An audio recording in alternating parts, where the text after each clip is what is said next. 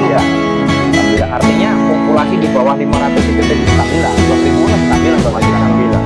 ya ujung-ujungnya bang itu tadi karena tidak merasa untung lebih enak kerja Ya, rata-rata kayak gajinya gitu. jelas ya sudah ujungnya Walaupun toh itu kerjanya mungkin kayak kerja-kerja apa ya, kayak kerja kasar, kayak Iya. kerja berat gitu ya. Lebih memilih instan daripada kita berproses.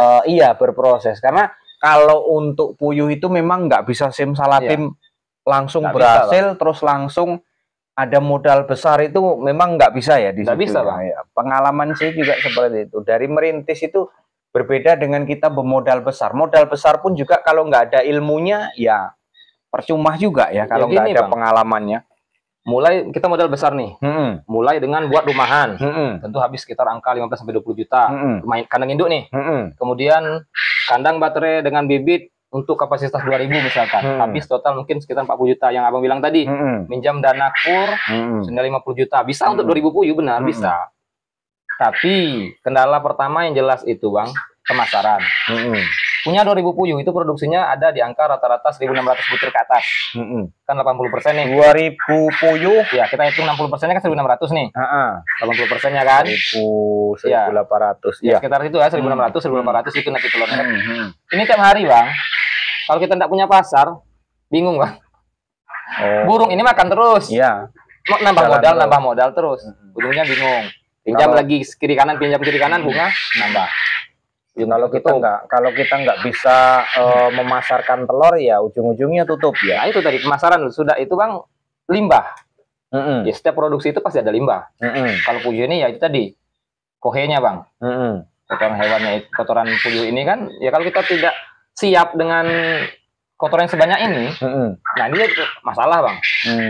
Apalagi di pemukiman padat penduduk pasti jadi masalah kan. Walaupun misal seperti tempat Abang nih sama tempat saya kan juga agak lapang nih, banyak tanah kosong. Kalau kita tidak siap, nah ini juga jadi kendala besar, Bang. Tiap hari ini dibuang, Bang. Iya, memang. 2 hari sekali lah kalau kita bilang. Harus dipikirkan ke situnya ya. Makanya harus ya nikmati dulu, Bang. Punya 50 ekor dulu, nikmati. Kalau nggak cocok, stop. Kalau sudah 50 juta, Abang bilang tadi pinjam dana kurang 50 juta. Sebulan oke, 2 bulan, 3 bulan mulai nih. Kok kayak gunung nih kohenya nih. Telur kok sudah banyak di sini, nggak terjual. Pakan harus dikasih, Bang. Kalau nggak dikasih pakan, puyuh ini ya ngedrop. Kalaupun di jatah pakannya nanti bobotnya turun. Di akhir nggak ada bobot lagi. Sehingga utang bank berjalan terus, nggak bisa itu, Bang. Makanya jadi kalau untuk kenapa menjadi penyebabnya tutup itu ya karena banyak hal lah. Buru-buru juga, Bang. Terlalu terburu-buru gitu. Pengen nyari hasil besar gitu. Nggak taunya malah tutup, kawan. Jadi penyebab tutupnya itu biasanya dari awal itu terlalu ambisi. Iya, benar. Terlalu ambisi untuk ternak banyak, cari hasil banyak. Nah. Sedangkan kita ilmu belum ada, pengalaman belum ada. Kemudian yang kedua, guys, ini kita kesimpulkan di situ. Yang kedua itu biasanya di pemasaran. Ya. Di pemasaran itu biasanya pemasaran itu memang kita anggap sepele. Iya. Nanti kalau yang namanya kita jual kan pasti ada yang beli. Ya. Kalau yang namanya kita beli kan pasti ada yang jual kan gitu. Hukum alam memang seperti itu. Tapi kan perlu dikaji. Yang mau kita ternak itu berapa dulu kan gitu. Nah terus kemudian mungkin setelah berjalannya waktu kita ternak di tengah-tengah perjalanan kita mau nambah populasi itu kebingungan ya. Karena nggak kita sistem step by stepnya. Ya. Nah bolehlah nanti kita coba ngobrol-ngobrol masalah manajemen ternak puyuh itu kayak mana sih supaya mampu bertahan, terus supaya kita eksis seperti apa. Intinya kalau mau ternak puyuh mampu bertahan itu harus seperti apa. Intinya bisa bertahan itu ya kalau namanya rezeki ya. Nggak usahlah kita berharap yang besar terus, nggak usah. Yang penting kecil ngalir terus. Yang penting ada sumber alirannya dan lancar. Itu sih kita sudah berjalan, sudah bersyukur, guys. Dibandingkan dengan untung besar hanya sekali. Lah untuk apa kita terus untung besar terus sudahnya terus tutup, itu kan untuk apa? Ya, jadi penyebab tutupnya itu tadi banyak sekali, guys, problemanya. Di setiap daerah itu mengalami perbedaan perbedaan mungkin harga telur, harga pakan, cara pemasaran itu setiap daerah berbeda-beda. Tetapi yang lebih menonjol, yang lebih utama yaitu tadi kadang-kadang kawan-kawan itu waktu di awal nggak tahan, Ya. nggak tahan mungkin nutupi nomboi kan, Ya, itu karena nombok terus. populasi kan sedikit di awal itu rata-rata kayak itu. Terus pilih kerja lain, Ya. yang instan pagi kerja sore terima gaji Iya. kan gitu.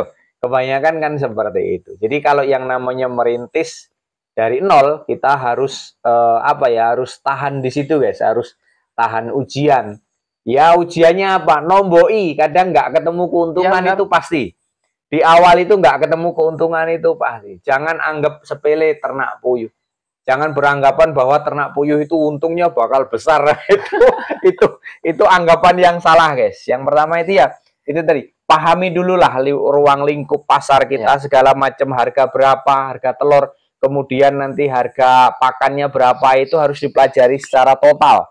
Ya, jangan asal-asalan dengar ternak puyuh berhasil terus laju kita berhasil tanpa memikirkan efek samping dari semuanya itu. Apalagi kalau kita modalnya modal pinjem kur, jangan dulu lah. Jangan dulu. Kalau saran saya jangan dulu. Nanti malah tutup lubang, gali lubang, kita pula yang terkubur di dalamnya itu. Cocok itu. Gali lubang, tutup lubang, lama-lama terkubur kita di situ. Jadi nikmati prosesnya, sedikit pun jadilah kita nikmati prosesnya, sembari kita belajar di situ guys. Sembari kita belajar, sembari kita mengenal, sembari kita mempelajari semuanya, kendala ternak puyuh di mana. Nanti akan ketemu ritmenya. Mau nambah, apa mau digas, apa mau direm, disitulah nanti kita akan ada pertimbangannya di situ. Yang penting awal nikmati prosesnya saja dulu. Jangan terburu-buru populasi banyak. Ya, kita kita nikmati proses dari yang kecil. Saya yakin kawan-kawan di Jambi ini semuanya berawal dari kecil. Berawal dari ternak puyuh itu yang yang populasinya itu sedikit. Sejauh ini saya belum pernah dengar kok ada kawan di Jambi langsung terus 2000 gitu, langsung sukses itu, langsung beli mobil, langsung beli ini. belum. Jadi mungkin dari situ guys kita petik ya. Kalau bisa ya jangan terlalu ambisi dulu lah. Ya, kita jalani dulu, berapa dulu kita nikmati prosesnya sembari kita mempelajari semuanya. Oke, mungkin hanya itu rekan-rekanku semuanya. Terima kasih yang sudah hadir. Terima kasih yang sudah nonton di video kami. Jangan bosan. Ya, kita sama-sama berbagi pengalaman saja di sini. Mudah-mudahan banyak bermanfaat untuk kita semuanya. Nah, baik kawan-kawan, kita sudah berbincang banyak dengan Bang Edi ini di sini. Ya begini kalau sudah senior nih. Beliau sudah punya channel YouTube ini sudah 5 tahunan. Nah, jadi pembawaannya ya enjoy, relax. Nah, kalau untuk kesimpulan daripada video kita kali ini, itu udah lengkap disampaikan oleh Bang Edi tadi. Nah, saya cuma menutup saja di sini. Kami di sini bukan untuk menggurui, tetapi berbagi pengalaman. Ya, tidak perlulah kawan-kawan merasakan susahnya kami, susahnya di awal. Nah, sudah kami ajarkan, sudah kami berbagi pengalaman di sini, ya Bang ya. Nah, tapi tidak bisa juga hanya menonton video YouTube. Tetap harus datang ke kandang-kandang ternak yang ada di daerah kawan-kawan sekalian. Nah, asik beternak puyuh ini nih. Enjoy saja kawan pokoknya. Baik kawan-kawan, nah demikianlah untuk perbincangan kita di sesi kali ini. Terima kasih atas perhatiannya. Salam sehat untuk kita semua. Ayo beternak puyuh itu asik.